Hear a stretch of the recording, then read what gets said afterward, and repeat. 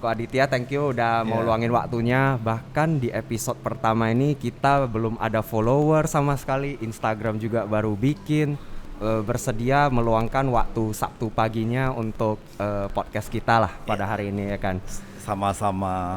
Terima kasih. Ya, jadi sebenarnya mungkin aku cerita singkat dulu ya. Waktunya bicara ini sebenarnya adalah ruang belajar sama berbagi cara pikir, cerita atau mungkin prinsip-prinsip nilai hidup yang bisa dipelajari dari orang-orang lokal. Karena menurut saya itu dan tim itu kemarin kita melihat ada kecenderungan orang selalu melihat kok orang Medan itu selalu lebih ke belakang gitu, atau misalnya kurang maju lah dalam pemikiran.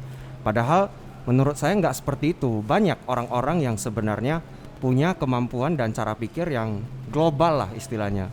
Cuman memang lokasinya di lokal gitu. Dan menurut saya itu orang-orang ini memang jarang bicara. Makanya kenapa kita mencoba bikin sebuah forum kecil-kecil, santai ngobrolnya, minum kopi bareng di Pilastro. Kebetulan di sini kita sama-sama belajar, berbagi cara pikir untuk semoga teman-teman yang mendengar nanti bisa mendapatkan sesuatu lah. Jadi memang sesuai motonya waktunya bicara itu, di sini tempat kita semua, di sini waktunya bicara. Iya. Boleh. Oke. Ya, langsung saja Ko Aditya. Ha.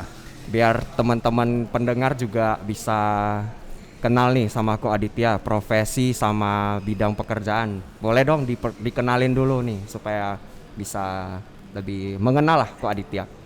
Ya, saya adalah seorang pemain elektronik di bidang elektronik yang awal mulanya itu saya mulai dari grosiran sih, mulai dari kecil-kecil, grosiran kecil-kecil. Awalnya kita jual itu rak kulkas atau itu istilahnya kaki kulkas atau rak TV yang dari besi. Itu asal mula usaha kita. Itu di sekitar tahun saya masih SMP ya, waktu itu tahun 83 berarti ya. SMP itu Koko udah kerja maksudnya? Iya, waktu itu kita artinya home industry lah. Jadi kita ngelas besi itu, kemudian ngecat di rumah, kemudian bagi-bagikan. Jadi kalau istilah kami sekarang itu dagang nenek moyang itu. Dagang nenek moyang. Jadi itu cikal bakal dari usaha kita, ya, cikal bakal dari usaha kita. Mulai dari sana kemudian kita berkembang dagang spare part, ya, spare part elektronik. Dari spare part kita dagang ke TV, kulkas, antena, sampai sekarang ini. Berarti sekarang produknya semakin besar karena seiring waktu lah gitu ya. Sudah berubah banyak, itu udah 30 tahun lebih ya, bahkan dari 83. Itu ya, kaki kulkas tadi ya, dari kaki kulkas sampai sekarang yang paling terdepan apa tuh? Yang paling advance lah gitu kita bilang. Wah, sekarang yang paling canggih itu adalah terakhir kita Videotron. Videotron itu kita sebut juga Giant LED ya. Jadi LED raksasa yang dipakai di belakang panggung. Oh, udah sampai segitu ya, padahal cuman kalau kita lihat nih 30 tahun lah ya kurang lebih ya bisnisnya, dari 1980-an kan. Berarti sampai sekarang itu progresnya dari kaki kulkas sampai menjadi ini ya, Videotron ya, luar biasa. Pasti perjuangannya nih banyak nih, bisa di-sharing lah buat suka dukanya. Itu yang kita tunggu-tunggu. Suka duka biasanya. Pemain elektronik. Suka dukanya. Terus kan kalau boleh dibilang hampir 3 dekade, 30 tahun kan. Pasti udah mengalami suka duka yang banyak. Bahkan yang paling terkini itu yang barusan lewat ini. Belum lewat sih sebenarnya, masih berlangsung lah gitu. Cuman karena nggak jelas dan segala macam fenomenanya ya, kita tahu lah, maksudnya jadi sebuah tantangan lah pasti, terutama untuk industri masa pandemi ini. Masa pandemi inilah ya kan, bisnisnya juga nggak jelas. Nah mungkin boleh sharing nggak ketika di masa pandemi ini sebenarnya kondisi bisnisnya gimana gitu? Iya. Terus terang selama dari tahun 80 sekian, 30 sekian tahun kita usaha, nggak pernah jumpa wabah seperti pandemi ini. Di kehidupan saya lah ya, di kehidupan saya, umur saya sekarang udah 50 sekian, nggak pernah jumpa bahwa ada pandemi baru. Ini yang pertama kali ya. Awalnya sih ya kita semua agak was-was, tentu agak was-was. Gimana dengan penjualan, gimana dengan anggota ya, gimana dengan masa depan dari perusahaan kita gitu ya. Tetapi setelah pandemi berjalan ya kita bisa bertahan gitu. Kita bisa bertahan, artinya memang penjualan turun, tapi ada beberapa yang naik. Jadi saling mengisi dan kita masih tetap survive lah gitu. Ya. Oke. Berarti boleh dibilang fenomena 3 bulan ini buat cukup terkejut lah, walaupun udah berbisnis hampir 30 tahun ya. Belum pernah shock. ada belum fenomena pernah gitu ya. belum pernah ada pandemi di Indonesia selama 30 tahun belakangan ini. Ya, padahal kita udah pernah, kalau dari sejarah kita pernah ngalamin SARS, terus flu burung, bahkan baru kali ini nih yang sampai seperti itu ya. SARS itu belum menjadi pandemi, artinya global benar. Begitu. Jadi efeknya ke bisnis Koko sendiri, maksudnya Ko Aditya sendiri nggak terlalu signifikan lah gitu ya? Iya, nggak terlalu signifikan. Baru kali ini benar-benar jadi benar-benar challenge banget, kayak something yang maksudnya saya lihat ini ya, jadi aduh, cara pikir barunya harus bagaimana ngatasin segala macam. Terus dari tantangan-tantangan yang terjadi, apa yang paling maksudnya menjadi tolak ukur Koko merasa ini kayaknya step up, saya jadi naik level lagi nih gara-gara kondisi begini, jadinya saya harus berpikir lebih kritis lagi lah untuk demi ini kan kelangsungan usaha. Yang pasti itu dari setiap usaha itu dari tahun ke tahun itu ada perubahan. Ya, misalnya kita ngomong dari produk elektronik lah. Dulu orang masih punya kaset untuk memutar lagu, kemudian menjadi CD, kemudian menjadi DVD, kemudian isi ke flash disk. Tapi sekarang orang mendengar lagu dari handphone sekarang semua, dari smartphone mereka sudah bisa mendengar. Seperti ini juga masa pandemi ini kita juga terjadi perubahan. Banyak yang berubah. Dulu masih konsumen kadang masih ke toko lihat produk atau apa, tapi sekarang style mereka jadi berubah. Kadang mereka bisa lihat dari websitenya produk, atau lihat dari link, atau lihat dari tempat kita taruh di marketplace, atau kita taruh di Instagram, udah berubah. Jadi pola belanja mereka pun berubah. Kita yang sebagai pengusaha juga harus mengikuti. Artinya kita ke digital lah gitu, ke digital life gitu.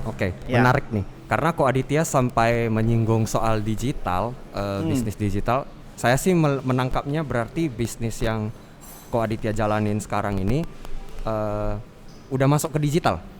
Ya, kita ada taruh di marketplace ya, beberapa marketplace. Ya, kita nggak sebutkan namanya lah, di beberapa marketplace.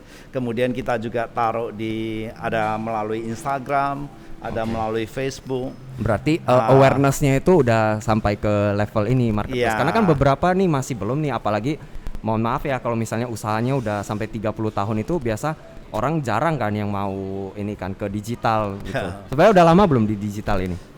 5 tahun yang lalu kita udah mulai. Dari 5 tahun yang lalu? 5 tahun yang lalu kita udah bangun web, udah bangun persiapan, udah taruh produk di marketplace. Kenapa maksudnya mau ke dunia digital? Karena kan ada dua fenomena nih, pandangan. Ada yang setuju mau ikut. Kalau 5 tahun yang lalu ya kita bicara balik, berarti 2015 kan. 2015 itu kayaknya belum terlalu banyak ya, terutama bisnis-bisnis lokal kita bilang untuk lebih memperhatikan bidang digital ini. Terus terang ya, kalau bukan hanya di bisnis tapi di kehidupan juga, kalau kamu tidak mau berubah, kamu akan ketinggalan. Jadi itu kita harus ikuti sesuai zaman, kita harus berubah terus. Ya, jadi yang kalau ya lebih melankolis yang lalu biarlah berlalu, kita kaji yang baru lagi. Produk elektronik keluar terus yang terbaru, dan mereka bermainnya sekarang digital semua. Masa kamu masih pegang Koko, masih manual jualannya, masih tunggu orang datang ke toko atau apa gitu. Berarti kunci perubahan itu yang penting ya di sini ya. Jadi digital itu salah satu bentuk perubahan saja lah dalam masa-masa ini ya, usaha itu kita bilang. Oke deh, kita balik ke masa pandemi karena kan lagi terkini juga. Sebenarnya kegelisahan yang paling mengusik dari sekian banyak tadi itu, bahkan mungkin sampai hari ini masih ada deh kalau kita bilang, boleh nggak di-sharing? Itu kira-kira seperti apa? Yang pasti satu, saya juga bermain di artinya ke wholesale. Ya, wholesale atau bahasa Indonesia grosir ya, di wholesale. saya punya dealer-dealer kan kadang masih banyak yang artinya konvensional. Yang konvensional artinya mereka masih buka toko menunggu apa. Yang kita khawatirkan penjualan mereka pasti turun. Masa pandemi ini orang nggak berkunjung, nggak keluar. Semua di rumah saja gitu ya kan. Iya. Nah, penjualan mereka berkurang, otomatis omset dari kita juga berkurang. Omset berkurang berarti pendapatan berkurang. Padahal cost yang mau ditutupi itu sama dengan cost yang masih tetap begitu besar, ya begitu besar kita harus akalin gimana. Ya salah satu caranya ya jualan kadang melalui WhatsApp, ya kadang melalui Instagram. Ya kita manfaatkan tuh fasilitas-fasilitas yang ada. Berarti ini semacam kalau boleh saya bilang sebuah tolak belakang lah ya, maksudnya kayak bertolak belakang dengan orang yang merasa kan kemarin tuh heboh masa-masa work from home kita bilang. Tapi di masa work from home orang lebih banyak cenderung diam dan tidak berbuat apa-apa dan cuman kalau boleh bahasanya itu dibilang berpasrah gitu kan, maksudnya ya udahlah yang penting apa yang ada disyukurin, nunggu dulu gitu. Tapi kalau di kondisi Ko Aditya kayaknya metode seperti itu nggak bisa gitu saya lihat, karena kan harus banyak kan, costnya tinggi. Dan kalau ini karyawannya sekarang udah sekitar berapa nih? Harus dinamis terus, dinamis puluhan terus. kita. Puluhan ya di sini kan. Nah berarti kan Harus ini menyangkut terus. kehidupan puluhan orang tadi kan, panjang ya gitu.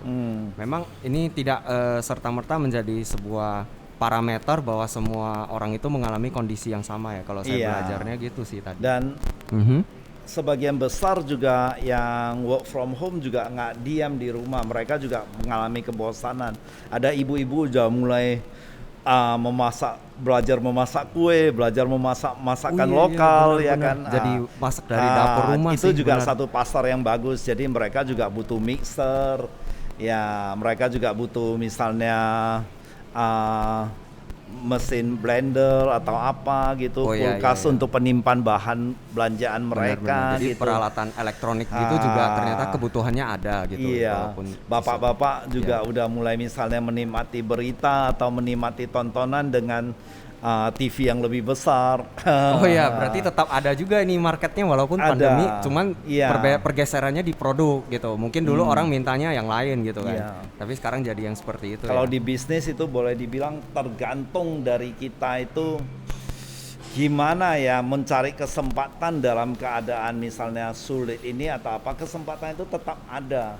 Artinya kita harus optimis gitu. Benar, kita harus selalu optimis, cari kesempatan itu. Karena kesempatan itu kayaknya nggak mungkin datang gitu kan. Jadi kita yang harus hati-hati gitu. Kita harus yang kejar bola, bukan kita tunggu bolanya datang. Benar. Setuju. Ini belajarnya bagus nih. Dapatnya kita harus kejar bola nih, bukan nunggu bola. Sambil diminum yuk kopinya sebelum dingin. Kita lanjut deh. Sebenarnya pendapat Ko Aditya nih sebagai seorang pebisnis juga, 30 tahun pengalamannya, udah usaha, dapat masa pandemi ini sebuah fenomena baru. Terus sekarang muncul lagi nih istilah baru kalau ikutin populer dari berita, new normal.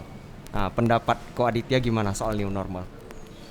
New normal ini juga bagus ya, artinya kita atau pemerintah juga tidak mungkin artinya melakukan misalnya di Jakarta ya, kita nggak bilang di Medan, di Jakarta misalnya PSBB ya kan, PSBB ya, itu ekonomi sama sekali mati gitu, nggak bergerak ya, itu akibatnya itu nanti banyak itu ke setiap segmen. Misalnya orang nggak ke kafe ya, orang nggak ke kafe nggak jualan, yang punya kafe nanti dia nggak belanja, kebutuhan sehari-hari dia nggak belanja. Ya, artinya yang nanti yang jualan itu yang kebutuhan sayur, kebutuhan misalnya ikan atau apa itu juga nggak jalan. Jadi ekonomi mati itu fatal nanti. Nah, jadi new normal itu menurut gua bagus.